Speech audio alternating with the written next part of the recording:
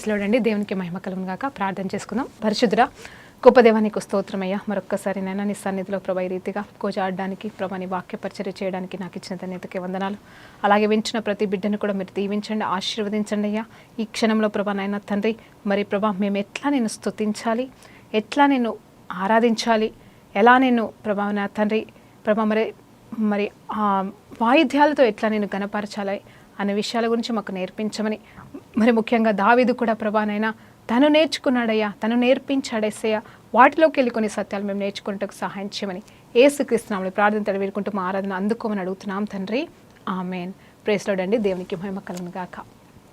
ఈరోజు మన జీవితంలో శ్రేష్టమైన పని ఏంటి తెలుసా అండి? మనం చేయవలసిన శ్రేష్టమైన పని, మనం చేయాల్సిన ఒకే ఒక పని ఏంటి అనేది దేవుడు మన నుండి కోరుకుంటున్నట్టు ఆయనకి ఎల్లవెళ్ళ అన్ని విషయాలలో కృతజ్ఞతాస్తుతులు చెల్లిస్తూ ఆయనను ఆరాధించడమే.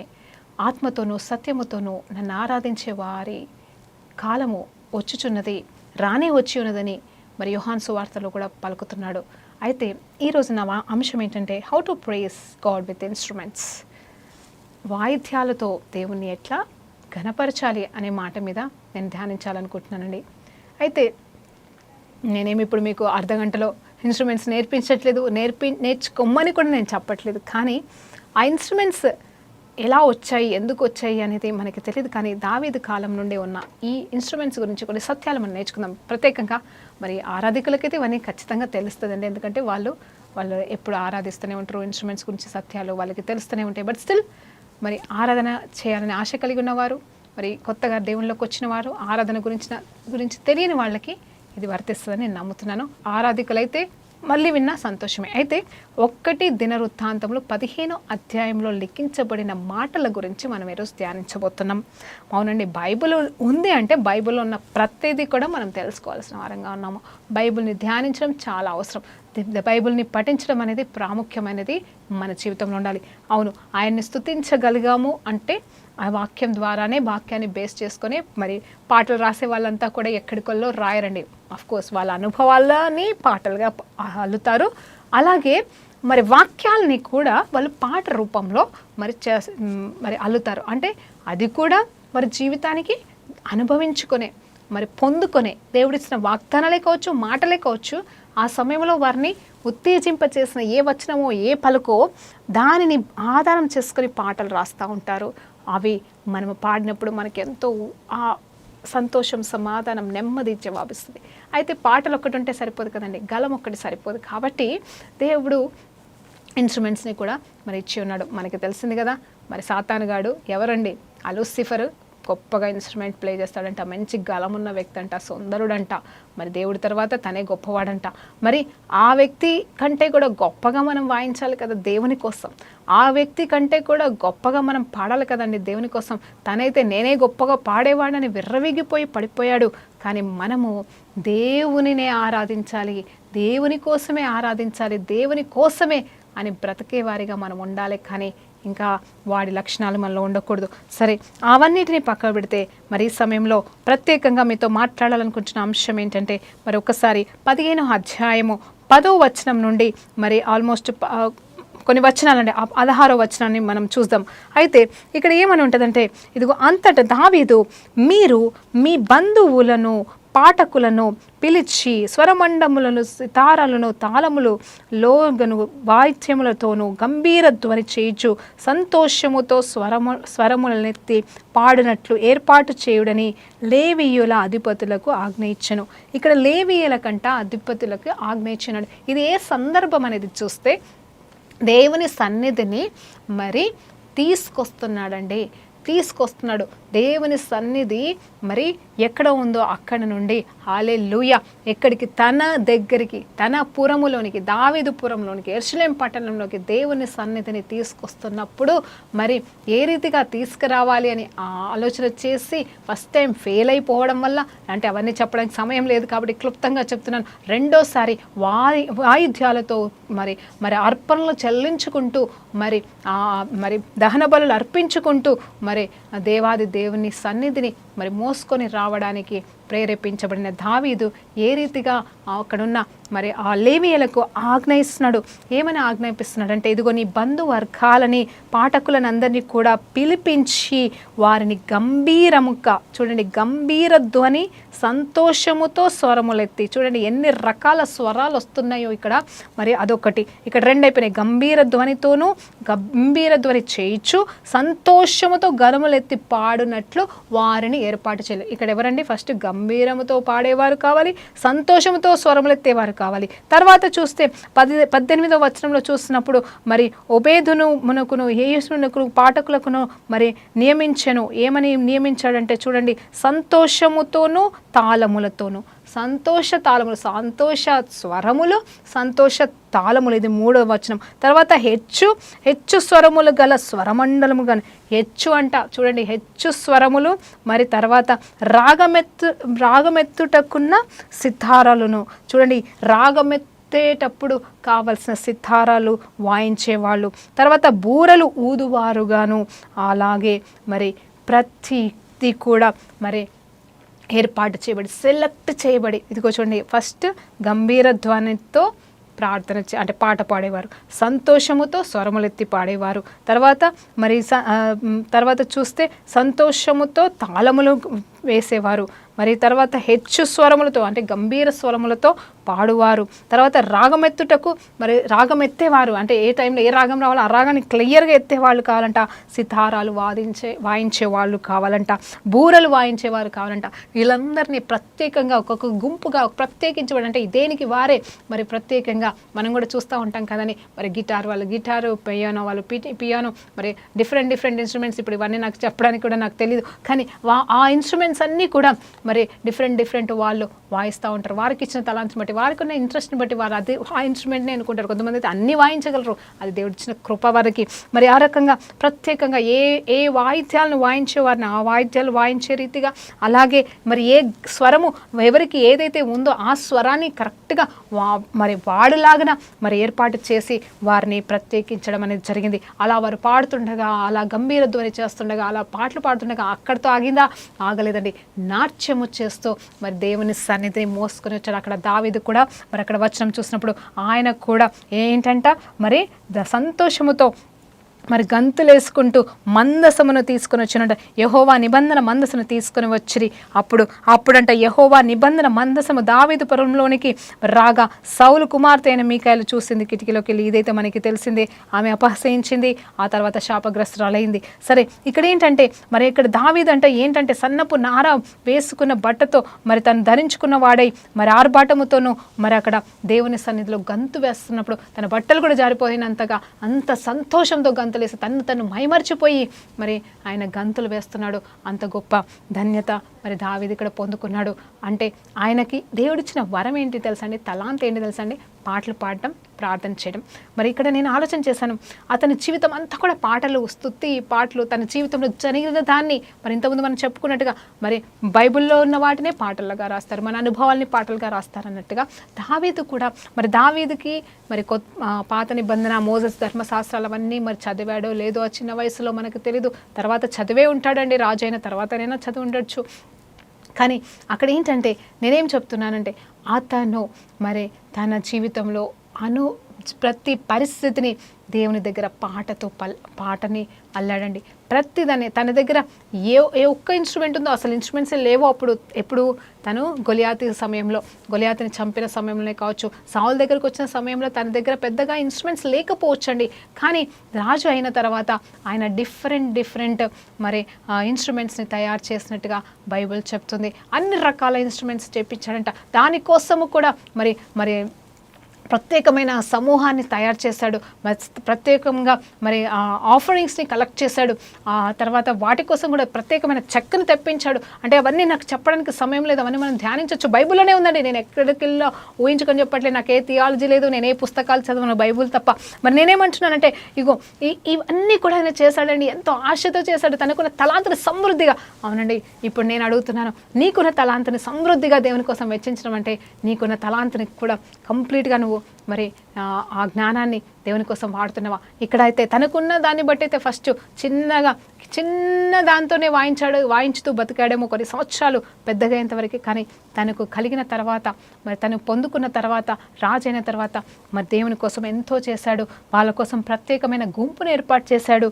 మరి చూద్దామండి, ఆ ప్రత్యేకమైన గుంపు గురించి కూడా మనం చదివితే ఇంకా ఆనందిస్తాము. ఎందుకంటే మనము ఆరాధకులను తక్కువ చేయడానికి వీల్లేదు, ఆరాధనని తక్కువ చేయడానికి వీల్లేదు. మరి చర్చిలలో ఆరాధన చేస్తున్నప్పుడు చాలామంది మరి ఈ కంప్లైంట్ ఉంటుంది ఏంటంటే, ఆరాధన సమయంలో చాలామంది అసలు చర్చిలోకి వెళ్ళి కూర్చోరు, వాక్యం సమయంలో వెళ్ళి కూర్చుంటారు, వాక్యం టైంలోకి వెళ్ళి కూర్చొని మరి వాక్యం అన్న ఆకలితో తింటారా అంటే ఉంటారండి. కాబట్టి నేనేమంటున్నానంటే, ఆరాధన ఎంత అవసరమో వాక్యం కూడా అంతే అవసరమండి. ఆరాధన సమయంలో మీరు జాగ్రత్తగా వినండి. వాక్యం టైంలో దేవుని కార్యాలు జరగడానికి మరి సాతానుగాడు అటు ఇటు మరి తొందర పెడతా ఉంటాడు, విననీయకుండా చెవులను మూసేస్తూ ఉంటాడు. అలాగే మరి ప్రార్థించినప్పుడు కూడా మన తలంపులన్నీ అటు ఇటు పోతూ ఉంటాయి, ఏకీభించలేకపోతాం. కానీ గుర్తుంచుకొని ఆరాధన చేస్తున్నప్పుడు పూర్ణ ఆత్మతో, పూర్ణ సత్యంతో, పూర్ణ హృదయంతో, పూర్ణ వివేకంతో నువ్వు ఆరాధన చేస్తున్నావు అంటే, పాట పాడుతున్నావు, ఆ మ్యూజిక్లో మునిగిపోతూ ఉంటావు. అంటే నేనేదో మరి మ్యూజిక్ ఉంటేనే అని కాదు, కానీ మన గొంతుతో కూడా మనం పాడినప్పుడు మన గొంతే స్వరపేటికగా మార్చబడుతుందండి. హల్లెలూయా, దేవునికి మహిమ కలుగును గాక. ఆ దేవుడు మనలోనే స్వరపేటిక పెట్టి ఉన్నాడు. మనం ఏ గలమైనా వాడచ్చు, ఏ రాగంతోనైనా పాడొచ్చని దేవుడు మనకి ఇచ్చి ఉన్నాడు. కాకపోతే వాటికి సపోర్టింగ్ అనే ఇన్స్ట్రుమెంట్స్ అవసరమండి. సో మనం ఆ రాగాలు ఎత్తి పాడుతున్నప్పుడు ఆ సంఘానికి తగ్గట్టుగా, మరి అక్కడున్న చిన్న గుంపుకి తగ్గట్టుగా మనము పాటలు పాడుతున్నప్పుడు మరి ఇంకా 100% మనము దేవుని వైపు చూడగలము. దేవుని వైపు చూడడం మాత్రమే కాదు, దేవుడు దిగి వచ్చుట చూస్తాం, ఆయన మహిమను అనుభవిస్తాం. ఎందుకంటే ప్రార్థించినప్పుడు దూతలు వచ్చి కార్యాలు చేస్తాయంట, కానీ ఆరాధించినప్పుడు దేవుడు దిగొస్తాడంట. సో ఆయన ప్రసన్నతని, ఆయన కృపని, ఆయన సన్నిధిని మనం అనుభవించే వారిగా ఉంటాం. ఆయన మహిమని కూడా మనం చూస్తాం. అప్పుడు నిజంగా మనం తరంగంలో గొప్ప గొప్ప కార్యాలు జరుగుతాయి, మనం దేవునికి దగ్గరకు వస్తాం. అందుకే కీర్తనకారుడు 100 కీర్తనలో ఒక చక్కటి మాట ఉంటుంది. అంటే ఆయన ఆవరణలోకి ఏ రీతిగా అడుగు పెట్టాలి అంటే, ఆయన ఆవరణంలోకి కృతజ్ఞతాస్తుతులు చెల్లిస్తూ అడుగు పెట్టాలంట. ఆయన మరి పరిశుద్ధ స్థలంలోకి మరి ఆరాధించుకుంటూ అడుగు పెట్టాలంట. ఆ తర్వాత చూసినప్పుడు అతి పరిశుద్ధ స్థలంలోకి ఆయనని మరి నిత్యము ఎంత మంచిగా మరి వర్ణిస్తాడంటే, మరి చూద్దామండి ఒక్కసారి. మరి ఆ వచనాన్ని మరి నేను చెప్పలేకపోతున్నాను కాబట్టి చదువుదాం ఒకసారి. మరి దేవుడు జ్ఞాపకం చేస్తున్న ఈ కీర్తనను బట్టి మరి చూడండి, 100లో చూసినప్పుడు ఉత్సాహం ఎలా చేస్తాడు. సమస్త జనులారా, సమస్త దేశములారా యెహోవాకు ఉత్సాహ ధ్వని చేయుడి, సంతోషము యెహోవాను సేవించుడి, ఉత్సాహ గానము చేయుచు ఆయన సన్నిధికి రండి. యెహోవాయే దేవుడని తెలుసుకునుడి, ఆయనే మనల్ని పుట్టించెను, మనము ఆయన వారము, మనము ఆయన ప్రజలమని, ఆయన మేపు గొర్రెలము. కృతజ్ఞతార్పణలు చెల్లించుచు ఆయన గుమ్మములు, చూడండి, కృతజ్ఞతార్పణలు చెల్లించుచు ఆయన గుమ్మములలోనికి ప్రవేశించుడి, కీర్తనలు పాడుచు ఆయన ఆవరణంలో ప్రవేశించుడి, ఆయనను స్తుతించుడి, ఆయన నామమును గణపరచుడి. చూడండి ఇక్కడ చూస్తే, ఇక్కడ మరి ఆయన గుమ్మంలోకి కృతజ్ఞతాస్తుతులు చెల్లిస్తూ, తర్వాత కీర్తనలు పాడుతూ, మరి ఆయన గురించి గొప్పగా చెప్తూ, ఆయన గురించి పాడుతూ ఎక్కడికి వెళ్ళాలంట, ఆవరణంలోకి వెళ్ళాలంట. ఆ తర్వాత మరి అతి పరిశుద్ధ స్థలంలోకి ఆయన ఏమై ఉన్నాడు అని కూడా, అంటే ఇక్కడ లేదు కానీ మరి మనం ఆరాధించున్నప్పుడు ఇంకా ఆరాధనలోకి వెళ్ళిపోతాం. ఫస్ట్ కృతజ్ఞత పాట పాడతాం, తర్వాత అంటే ఒక ఆచరణలాగా అనుకుంటాం, ఇప్పుడు ఆరాధన చేయాలి, ఇప్పుడు ప్రైజ్ అండ్ వర్షిప్ చేయాలి, ఇప్పుడు స్తుతులు చెల్లించాలి అనుకుంటాం. కానీ అందులో గొప్ప మర్మం ఉందండి. దేవుని చిత్తమైతే రాబోయే కాలంలో ఇంకొక వచనంతో మాట్లాడదాము. కానీ ఇక్కడ నేనేమంటున్నానంటే, ఆయన సన్నిధిలో ఆరాధికులంగా మనల్ని కోరుకుంటున్నాడు. తర్వాత 150వ కీర్తన కూడా మనం ఒకసారి ధ్యానిస్తే, ఆ కీర్తనలో కూడా మరి ఎట్లా ధ్యానించాలి, ఎలా ధ్యానించాలి అని చెప్పేసి కీర్తనకారుడు చక్కగా చెప్తున్నాడు. యెహోవాను స్తుతించుడి, ఆయన పరిశుద్ధ ఆలయమందు దేవుని స్తుతించండి, ఆయన బలమును బట్టి, ఆయన పరిశుద్ధతను బట్టి, మరి ఆయన పరాక్రమ కార్యమును బట్టి, మరి బూరధ్వనితో, స్వరమండలముతో, తంబురతో, తంతివాద్యములతో, మ్రోగు తాళములతో, గంభీర ధ్వనులతో మరి సకల ప్రజలు చేరి తాళములతో అంటే, పిల్లల గురువులతో అంటే, అన్ని ఇన్స్ట్రుమెంట్స్ గురించి రాయబడిందండి. నేను జస్ట్ ఊరికే చదువుతున్నాను. అయితే ఇవన్నీ కూడా మరి ఇది కీర్తనకారుడు రాసిన పాటే. మరి అలాగనే ఆయన ఇవన్నీ చేసి ఉన్నాడు, ఇవన్నీ చేపించి ఉన్నాడు, ఇవన్నీ నేర్చుకుని ఉన్నాడు. ఆయన దేవుని కోసం అన్ని వేళల ప్రయాసపడ్డాడు. ఒక రాజండి, యుద్ధాలు ఒకవైపు, 7 సార్లు ప్రార్థన చేసింది ఎప్పుడు, ఇంతమంది భార్యలను చూసుకుంది, పిల్లల్ని చూసుకుంది ఎప్పుడు, నమ్మకంగా ఉంది ఎప్పుడు, దేవునికి హృదయానుసారుడిగా ఉన్నది ఎప్పుడు, ఆయన మందిరం కట్టాలని మందిరం కోసం సిద్ధపరిచింది ఎప్పుడు. హల్లెలూయా, ఎప్పుడు ఖాళీగా ఉన్నాడండి దావీదు మహారాజు. మరలా ఇవన్నీ చేపించుకుంటూ జీవిత కాలం అంతా కూడా మళ్ళా శ్రమలు లేవా అంటే, ఆయన ప్రతి క్షణం శ్రమే, ఆయన ప్రతి అడుగులో శ్రమే, శ్రమ లేని దినం అంటూ ఆయన జీవితంలో లేదు. మరి ఎప్పుడు ఏదో ఒక శ్రమలే, ఇబ్బందులే, ఇరుకులే, ఇవన్నిటి గుండా ఉంటూ కూడా మరి ఇన్ని చేయగలిగాడు అంటే అందుకే హృదయానుసారుడండి. హల్లెలూయా, దేవునికి మహిమ కలుగును గాక. మనం దావీదు గురించి ఎంత ధ్యానించుకున్నా తక్కువనేమో అనిపిస్తుంది కదండి. మరి ఈ అధ్యాయము మరి ముగింపులోకి వస్తుంటుండగా మరి ఇంకను ఎన్నో సత్యాలు ఉన్నాయండి. ఈ ఒకటి దినవృత్తాంతంలోకి మళ్ళీ వెళ్దాం. మరి ఇంకా కొన్ని సత్యాలు అక్కడ మనము నేర్చుకుందాం. సో ఈయన మరి ప్రత్యేకంగా ఏ ఇన్స్ట్రుమెంట్ ఎవరు వాయించాలనేది వారిని మరి అక్కడ లేవీలకు అప్పచెప్పి మరి వాళ్ళకున్న తలాంతును బట్టి ఆ రీతిగా వాళ్ళని డివైడ్ చేయడం అనేది జరిగింది. ఆ తర్వాత ఆయన చూడండి, ఆయనకు ఆరాధన పట్ల ఉన్న ఆసక్తి చూస్తే మరి 23వ అధ్యాయం కూడా చూద్దామండి. 23వ అధ్యాయము 5వ వచనాన్ని చూద్దాం ఒకసారి.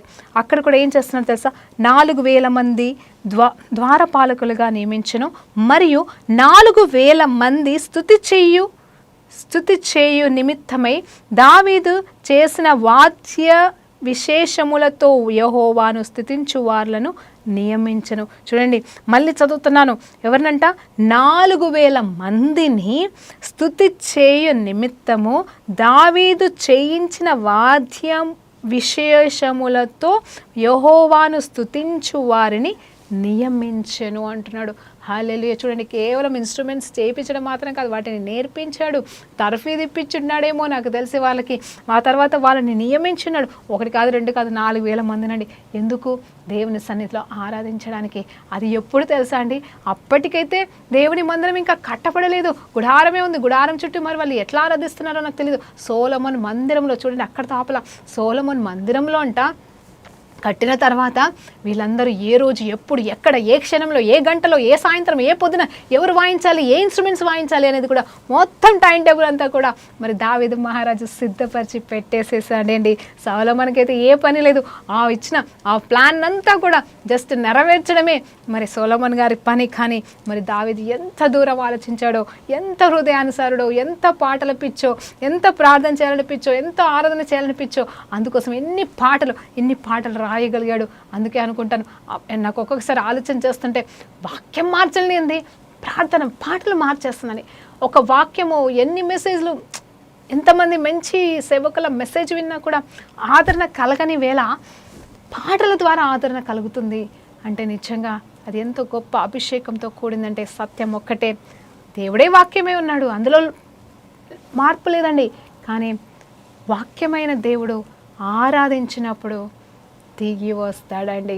హల్లెలూయా, హల్లెలూయా. దేవునికి మహిమ కలుగును గాక. ఇదండి ఆరాధనలో ఉన్న గొప్పతనం, ఆరాధనలో బైబిల్ చెప్తున్న గొప్పతనం. బైబిల్లో ఎంత గొప్పగా అంటే, నేను జస్ట్ ఒక 2-3 అధ్యాయాలు తీసుకుని ఏదో 4 విషయాలు మాట్లాడుతున్నాను. కానీ ఇంకా అన్ని అధ్యాయాలు ధ్యానించినప్పుడు, చూసినప్పుడు, ఇంకా మనం లోతుగా వారి గురించి ధ్యానించినప్పుడు ఇంకా ఎన్నో సత్యాలు ఉంటాయండి. అందుకే బైబిల్ చదవాలా, బైబిల్ ధ్యానించాలా, బైబిల్ విషయంలో ఏమున్నాయో తెలుసుకోవాలి. ఇంకొకటి చూద్దామండి. మరి అదే దినవృత్తాంతములు 26వ అధ్యాయం 7వ వచనం చూద్దామండి. 25వ అధ్యాయం 7వ వచనం చూద్దాం. యెహోవాకు గానము చేయుటలో నేర్పు పొందిన తన సహోదరులతో కూడి ఉన్న ప్రవీణులైన పాఠకుల లెక్క 288. హల్లెలూయా. తాము చేయు సేవ విషయంలో పిన్న అయినను పెద్ద అయినను గురువైనను శిష్యుడైన భేదము లేకుండా వంతుల కొరకై చీట్లు వేసిరి. ఆరాధికులలో వ్యత్యాసం లేదు. హల్లెలూయా. ఆరాధికులలో అక్కడ చిన్న పెద్ద అని తేడా లేదు. హల్లెలూయా. పాస్టర్లో పెద్ద పాస్టర్, చిన్న pastor, junior pastor, senior pastor, మరి లేకపోతే youth pastor, what ever it may be, మరి అలా ఉందేమో. కానీ ఆరాధికులలో ఏ భేదము లేదని ఇక్కడ వాక్యం చెబుతుంది. చదువుదామా మరొక్కసారి. దేవునికి మహిమ కలుగును గాక. యెహోవాకు గానము చేయుటలో నేర్పు పొందిన తమ సహోదరులతో కూడి ఉన్న ప్రవీణులైన పాఠకుల లెక్క ఎంత అంటే చూడండి, యెహోవాకు గానము చేయుటలో పాట పాడే విషయం గురించి మాట్లాడుతున్నానండి ఇక్కడ. మరి అక్కడ వారిని ఏర్పాటు చేసుకున్న వారు మరి ప్రావీణ్యులు అంటే పాట పాడటంలో జ్ఞానవంతులైన వారిని దేవుడు అక్కడ దావీదు మహారాజు మరి లెక్క పెట్టినప్పుడు 280 88 అంటండి. నిజమే కదా, 288 మంది అంట. అయితే తాము చేయు సేవ విషయంలో మరి పిన్నైనను పెద్దైనను తేడా లేకుండా, వయసుతో సంబంధం లేకుండా, ఎక్స్పీరియన్స్తో సంబంధం లేకుండా, వాళ్ళకి జస్ట్ వచ్చా రాదా అంతే. ఆ ఇన్స్ట్రుమెంట్ వాయించడం, ఆ పాట పాడడం, ఆ రాగం వచ్చా లేదా అంతే, అంతవరకే, వయసుతో సంబంధం లేకుండానే. ఎందుకంటే దావీదు చిన్ననాటి నుండే పాడట్లేదండి, పాడాడు. ముసలితనంకి వచ్చినాక పాడాడంటే పాడండి. అది కూడా చూద్దాం ఇప్పుడు మనం నెక్స్ట్ కంటిన్యూషన్లో. అయితే ఇక్కడ చూసినప్పుడు మరి శిష్యుడు అని భేదము లేదు చూడండి, మరి గురుడు శిష్యుడు అని కూడా భేదము లేదంట. మరి అంత మాత్రమే కాదు, వంతులు వేసుకొని చీట్లు వేసుకొని వాళ్ళు పాడవలసిన వారిగా ఇక్కడ ఆజ్ఞాపించడం అనేది జరిగింది.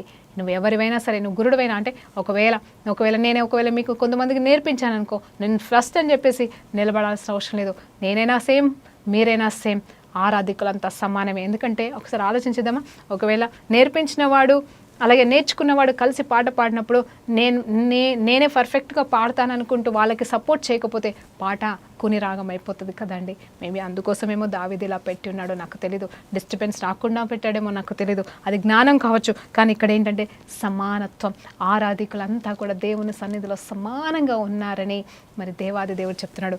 అందుకే ఆత్మతోనూ సత్యముతోనూ పూర్ణ హృదయంతోనూ ఆరాధించే వారు లేవబోతున్నారు. అంటే ఆరాధన అంటే కేవలం పాటల మట్టుకే పరిమితం అని నేను చెప్పట్లేదు, కానీ ఇన్స్ట్రుమెంట్స్ మట్టికే కేవలం ఈ ఆరాధన అంటే ఈ ఆరాధన మాత్రమే కాదు, అన్ని రకాల ఆరాధనలు కూడా మనం ఒప్పుకోవచ్చు. కానీ ఇక్కడ మాత్రం దేవుడు ఆరాధనకి ఎంతో ఇంపార్టెన్స్ ఇచ్చాడు, దావీదు ఇంపార్టెన్స్ ఇచ్చాడు. మరి ఎందుకేనేమో హృదయానుసారుడు అయ్యాడని మళ్ళీ నేను జ్ఞాపకం చేస్తున్నాను. అయితే ఇంకొక చక్కటి అధ్యాయంలోకి మనం వెళ్దామా కాసేపు. ఏంటంటే మరి సేమ్ 1 దినవృత్తాంతం 29వ అధ్యాయంలో మనం వెళ్దాం ఒకసారి. అక్కడ చూసినప్పుడు దావీదు చివరి దినములండి, లైక్ ఏంటంటే ఆయన దావీదు గారు చేసిన చివరి ప్రార్థన, చివరి పాట, హల్లెలూయా, చివరి ప్రార్థన, చివరి పాట కూడా ఎలా ఉంది అనేది చూస్తే ఒక్కసారి చూద్దామండి, జ్ఞాపకం చేసుకుందామా. ఈరోజు మరి 29వ అధ్యాయం 10వ వచనం చూసినప్పుడు, రాజైన దావీదు కూడాను బహుగా సంతోషపడి సమాజ పూర్ణముగా ఉండగా యెహోవాకు ఇట్లు స్తోత్రము చెల్లించును. మాకు తండ్రిగా ఉన్న ఇశ్రాయేలు దేవా, యెహోవా నిరంతరము నీ స్తోత్రార్హుడవు. యెహోవా భూమి ఆకాశంలో సమస్తమును నీ వశంలో ఉన్నాయి అనుకుంటూ దేవుణ్ణి పొగుడుతూ మరి ఆయన ఐశ్వర్యంను బట్టి, ఆయనకు కలిగిన దాన్ని బట్టి చూడండి, ఒక్కొక్క వచనం చదవడానికి సమయం లేదు. మరి 10వ వచనం నుండి ఇంచుమించు 25వ వచనం వరకు మీరు ధ్యానించినప్పుడు ఆయన ఏం చేస్తున్నాడు తెలుసా అండి. నేను ఎందుకు ఈ ప్రార్థన, చివరి ప్రార్థన దావీదుది చివరి పాట అని ఎందుకు అంటున్నాను అంటే, ఆ తర్వాత సొలొమోను గారిని పట్టాభిషేకం చేసి ఆయన దేవుని అందు నిద్రించడం అనేది జరిగిందండి. అందుకోసమే చెప్తున్నాను, ఆయన ఆరంభం చిన్నతనం నుండి పాటలతోనే పుట్టాడు, పాటలతోనే పెరిగాడు, ఇప్పుడు కూడా పాటలతోనే ముగిస్తున్నాడు, ప్రార్థనతోనే ముగిస్తున్నాడు. అయితే సొలొమోను గారికి మరి ఆయన రాజ్యాన్ని అప్పచెప్పే ముందు, ఆ సింహాసనం ఇచ్చే ముందు ఈయన చేసిన ప్రార్థన ఏంటంటే, ఇదిగో దేవా నేనే పాటి వాడను. చూడండి ఇక్కడ చక్కగా ఉంటుందంటే, ఈ ప్రకారము మనపూర్వకంగా ఇచ్చు సామర్థ్యతను మనకుండగా నేనెంత మాత్రపు వాడను, నా జనులెంత మాత్రపు వారు, సమస్తమును నీ వలనే కలిగినది కదా ప్రభా అని చెప్తున్నాడు. నువ్వు మేము ఎన్నుకోవడానికి, మమ్మల్ని ఎన్నుకోవడానికి, నన్ను ఎన్నుకోవడానికి నేను ఏ పాటి వాడను ప్రభా, నువ్వెంత గొప్ప దేవుడవని ఆయన గొప్పతనం గురించి, దేవుని గొప్పతనం గురించి పొగుడుతూ, ఒక్కొక్క వచనం పొగుడుతూ దేవుని గురించి ధ్యానిస్తూ మరి పాట పాడుతూ ప్రార్థన చేస్తున్నాడు ఇక్కడ. ఆ తర్వాత సొలొమోను గురించి కూడా మాట్లాడుతున్నాడు. అయ్యా నువ్వు నాకు ఇచ్చిన ఈ బిడ్డని నీకు అప్పచెప్తుండగా ఇదిగో సొలొమోన్ని తండ్రి మరి జ్ఞానం ఇవ్వు, ఆయనని వాడుకో అని చెప్పేసి కూడా సొలొమోన్ని అప్పచెప్పడం అనేది జరిగింది. 22వ వచనం చూసినప్పుడు, ఆ దినమున వారు యెహోవా సన్నిధి బహు సంతోషముతో అన్నపానములు పుచ్చుకొనిరి. దావీదు కుమారుడైన సొలొమోనుకు 2వసారి పట్టాభిషేకము చేసి యెహోవా సన్నిధిని అతనిని అధిపతిగా మరి సాధునకు యాజకునిగాను అభిషేకించిరి. అధిపతిగాను సోదాకును యాజకునిగాను అభిషేకించిరి. ఇక్కడ రాజుని మాత్రమే కాదు, సొలొమోన్ని, ఆ తర్వాత ఇంకొక వ్యక్తిని మరి సాధోకుని యాజకునిగా కూడా అభిషేకించారు. మరి ఇక్కడ యాజకత్వంలో ఉన్న వారిని నిలబెట్టాడు. అలాగే మరి తర్వాత మరి రాజును కూడా నిలబెట్టిన తర్వాత ఇంకేం చేస్తున్నాడు తెలుసా, ఆ పాట, ఆ ప్రార్థన అలాగే కంటిన్యూ చేసుకుంటూ పోతూ మరి ఏం చేశాడంటే కృతజ్ఞతాస్తుతులు చెల్లిస్తున్నాడు, పాట పాడుతున్నాడండి. ఆయన పాటలు పాడుతూనే ఉన్నాడు, నిత్యము నిరంతరము దేవుని సన్నిధిలో గోజాడుతూనే ఉన్నాడు. ఆయన తుది శ్వాస వరకు కూడా పాటలతోనే బ్రతికాడు. తన పరిస్థితిని, తన స్థితిగతులని పాటలతోనే బ్రతికాడు. దేవుణ్ణి పొగుడుతూ వచ్చాడు, దేవునితో సంబంధాన్ని ఆ రీతిగా తను కట్టుకున్నాడు. తను మాత్రమే పెట్టుకోలేదండి, ఆ అనుభవాన్ని పంచాడు కూడా. చూసాం కదండి, పంచాడు, ఎన్నో ఇన్స్ట్రుమెంట్స్ని చేయించాడు, తర్వాత మరి వాళ్ళకి నేర్పించాడు, తర్వాత వాళ్ళ ద్వారా అపాయింటింగ్ జరిగింది. అది ఈ రోజు వరకు కూడా ఇప్పుడున్న మన సంఘాల్లో కూడా ప్రైజ్ అండ్ వర్షిప్స్ అబ్బా, మరి అసలు ఏంటంటే ఇంకా ప్రోగ్రాంలే జరుగుతూ ఉంటాయి. ఆరాధన అంటే ఇష్టపడని వారే ఉండరు కదండి క్రైస్తవులమైన మనం. ఒకవేళ సరే లేజినెస్తో, బద్ధకంతో, బిజీతోనో చర్చికి వెళ్ళినప్పుడు ఆలస్యంగా వెళ్తామేమో, కానీ అది మన పొరపాటు. కానీ ఆరాధన అంటే ఇష్టపడని వారు ఎవరున్నారండి? ఆరాధనకి రాని వారంటే ఎవరున్నారు? ఆరాధన అంటే మరి నిత్యము పాటలు అంటే కాదని వాళ్ళు ఎవరున్నారు? పాటలతోనే బ్రతికే వాళ్ళు లేరా? నిజంగా దేవునికి మహిమ కలుగును గాక. నా జీవితంలో కూడా దేవుడు మళ్ళా చెప్తున్నాండి, ప్రతిసారి కూడా ఆయన నా నోట ఏదో ఒక పాట పెడుతూ మరి నన్ను బలపరుస్తూ ఉంటాడు. ఆ తర్వాత స్టార్టింగ్ డేస్లో మరి పాటల ద్వారానే నన్ను బలపరచాడని మీకు గతంలో చెప్పాను, మళ్ళీ చెప్తున్నాను.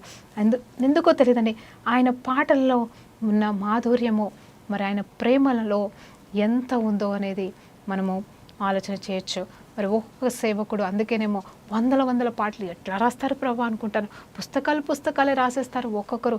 అది నిజంగా వారికి ఇచ్చిన అభిషేకం అండి. అది అభిషేకం వీలైతే నువ్వు కోరుకో, మంచిదే కదా. నేనేం చేస్తానంటే దేవుని సన్నిధిలో కూర్చున్నప్పుడు ఒక పాట, ఒక పల్లవో, ఒక లైనో, ఒక చిన్న పాటో వస్తుందండి, దాన్ని నాకు నా దేవుడికి మధ్యలో రాసుకుంటాను, పాడుకుంటాను. బయట పాడాలంటే భయమని కాదు, సిగ్గని కాదు, కానీ దేవునికి నాకు మధ్యలో ఉంటే చాలు అని చెప్పేసి అనుకుంటాను. కొన్ని పాటలు అయితే ధైర్యంగా పాడడానికి ఇష్టపడతాను. కానీ ఏది ఏమైనానో మరి పాటలు రాయడము, పాడడం కంటే ఎక్కువగా ఆత్మతోనూ సత్యముతోనూ ఆయన ఆరాధిస్తేనే అది నిజమైన యోగ్యత పొందుకున్న వారం అండి మనం. లేకపోతే తలాంతు ఏదో గొప్పతనం కోసం నువ్వు చేస్తే నీకు లూసిఫర్కి తేడా లేదని మరలా జ్ఞాపకం చేస్తున్నాను. చాలామంది నాకు పాటలు అంటే ఇష్టం, నేను పాటలు పాడుతూ ఉంటాను, కీర్తనలు ఇష్టం, కీర్తనలు చదువుతూ ఉంటానంటారు. నిజమేనండి.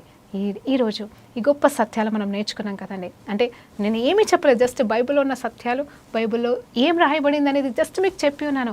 కానీ ఇది మనకి ఎంత సంతోషాన్ని ఇస్తుంది, ఎంత ఆనందాన్ని ఇస్తుంది, బైబిల్ ఎంతగా ఉంది అని మీలో కొంతమందికి తెలియకపోవచ్చు. నాకైతే మొన్నటి వరకు కూడా తెలియదండి. అంటే తెలుసు బైబిల్లో ఉంది, ఆరాధికులను పెట్టారని, కానీ ఇంతగా అసలు ఏ స్వరం, ఏ గంభీరం, ఏ ఇన్స్ట్రుమెంట్ అని కూడా ప్రత్యేకించి ఆ తర్వాత 100 మందిని 1000 మందిని పెట్టి వారికి ప్రత్యేకమైన జీతాలు కూడా ఇచ్చారండి. వారికంటూ ప్రత్యేకమైన మరి ఇవన్నీ చదవడానికి సమయం లేదు, కానీ దేవుడు అంతగా సమానత్వాన్ని ఇచ్చాడండి. హల్లెలూయా. మరి ఈ సేవకుడు, ఆ సేవకుడు, ముఖ్య ప్రసంగికుడు అని ఎవరైనా వస్తారేమో, కానీ ఆరాధికులు మాత్రం డిఫరెన్స్ లేదు.